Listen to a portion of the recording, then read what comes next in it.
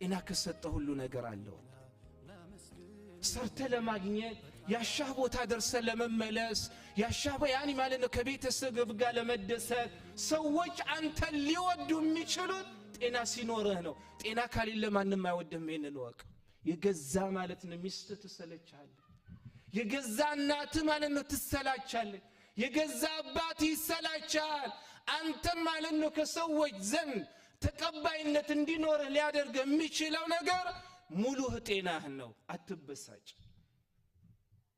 ይሄ አልሞላልኝም ይሄ አልተሳካልኝም አትበል አልহামዱሊላህ ከሁሉ ከጸጋዎች በላይ ማለት ነው አላህ Subhanahu Wa Ta'ala ጸጋውን ሰጥቷል ስለዚህ والله ብዙ ጊዜ ተዘናግተናል